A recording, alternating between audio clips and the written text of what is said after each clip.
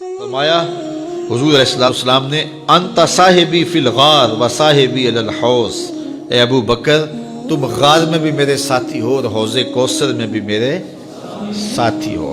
اور آقا کریم علیہ السلام نے یہ بھی ارشاد فرمایا سب سے زیادہ جس نے میرے اوپر احسانات کیے ہیں وہ ابو بکر ہے۔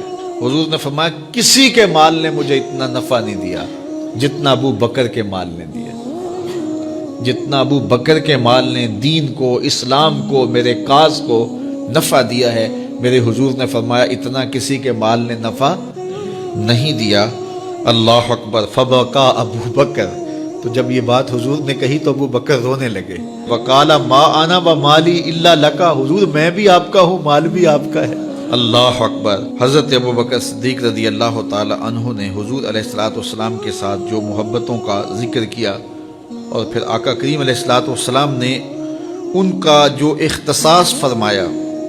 ایک خاتون آئی اور اس نے حضور سے کوئی مسئلہ پوچھا تو آقا کریم نے فرمایا پھر آ جانا۔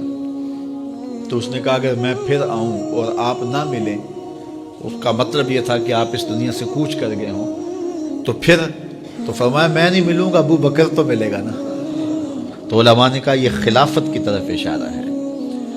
حضرت ابو بکر صدیق رضی اللہ تعالیٰ عنہ سے بہت زیادہ حضور پیار کرتے تھے، اور آقا کریم علیہ السلام نے اپنی زندگی میں 3 دن ان کو مصلی پہ کھڑا کیا ایام مرض میں، پھر 17 نمازیں حضور کی موجودگی میں حضرت ابو بکر صدیق نے پڑھائی۔ پھر حضور کا وصال ہو گیا، اور یہ دردناک لمحے تھے حضور کے وصال کے۔ اللہ اکبر۔ صحابہ کے کلیجے جل گئے۔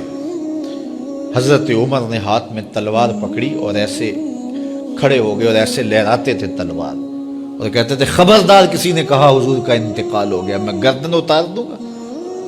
کوئی وصال نہیں ہوا حضور کا، حضور تھوڑی دیر بعد اپنی حالت میں آ جائیں گے۔ یہ سکتے کی کیفیت ہے۔ حضرت زید بن عبداللہ کے بیٹے نے جا کے کہا ابا جی حضور کا انتقال ہو گیا، تو انہوں نے باغ میں پانی دے رہے تھے، سب کام چھوڑ دیا، ہاتھ اٹھائے گا اللہم اذہب بصری حتی لا ارا بعد حبیبی محمد احدا، اے اللہ مجھے اندھا کر دے، آنکھوں کے دیے اس لیے روشن تھے کہ تیرے محبوب کو دیکھوں، جب حضور چلے گئے ہیں تو میں نے یہ چراغ کیا کرنے ہیں، بجھا دے ان چراغوں کو۔ تو کیا کیفیت تھی۔ حضرت فاطمہ بول رہی ہیں سبت علیہ مصائب لو انہا سبت علی الایام سرنا لیالیا، میرے اوپر وہ مصیبتیں ٹوٹی ہیں، اگر یہ دنوں پہ ٹوٹ پڑتی تو دن کالی راتیں بن جاتے۔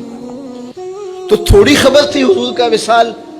اچھا جب یہ کیفیت تھی صحابہ کی اس نازک موقع پہ، چونکہ منافق اندر ہی ہوتے ہیں، تو منافقوں نے ایک کھیل کھیلا، وہ صحابہ میں پھیل گئے اور کہنے لگے واہ واہ حضور کے دم سے رونقیں تھیں، مسجدیں آباد تھیں، سجدے تھے، قرآن کی تلاوت تھی، اب کس نے نماز پڑھنی ہے میاں، اب کس نے روزہ رکھنا ہے، اب کس نے زکوٰۃ دینی ہے، اب کس نے حج کرنا ہے، ختم کہانی، یہ بات کرنی شروع کر دی۔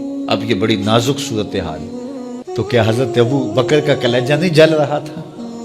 لیکن اس موقع پہ حضرت ابو بکر کھڑے ہوئے، اور پھر حضرت ابو بکر صدیق نے لوگوں سے مخاطب ہو کہا لوگوں مجھے ایک بات بتاؤ کہ تم اللہ کی عبادت کرتے تھے یا حضور کی کرتے تھے؟ لوگوں نے کہا کہ اللہ کی۔ تو کہا کہ کیا حضور کے وصال کے بعد تم اللہ کی عبادت چھوڑ دو گے؟ کہا نہیں۔ کہا مجھے بتاؤ جس دین کو سر بلند کرنے کے لیے حضور نے اپنی ساری زندگی لگا دی، تو کیا حضور کے چلے جانے کے بعد اس مشن کو چھوڑ دو گے؟ لوگوں نے کہا نہیں۔ تو کہا پھر اٹھو اور نبی کے دین کا پرچم تام لو۔ حضور کا وصال ہو گیا ہے، اب حضور کے مشن کو ہم نے اٹھانا ہے اور اپنے کندھوں پہ وہ بوجھ لینا ہے۔ تو کیا جس کے لیے حضور نے اپنی جان تک دے دی، تو کیا ہم وہ مشن چھوڑ دیں گے؟ صحابہ کے اندر ہمت پیدا ہوئی، کہا کیوں چھوڑیں گے، ہم تو اٹھیں گے اور پہاڑوں سے بھی ٹکرا جائیں گے۔ تو یہ وہ موقع تھا جس موقع کو سنبھالا حضرت ابو بکر نے۔ منافق تو چال چل گئے تھے، صحابہ پر صدموں کے پہاڑ ٹوٹ رہے تھے، ساری ذریت اسلام ساری زندگی جو ہے وہ تعریفیں کرتی رہے، مدح و ستائش کرتی رہے، ابو بکر صدیق کا یہ حق نہیں ادا ہو سکتا۔ یہ احسان کیا ہے امت کے اوپر حضرت ابو بکر صدیق نے۔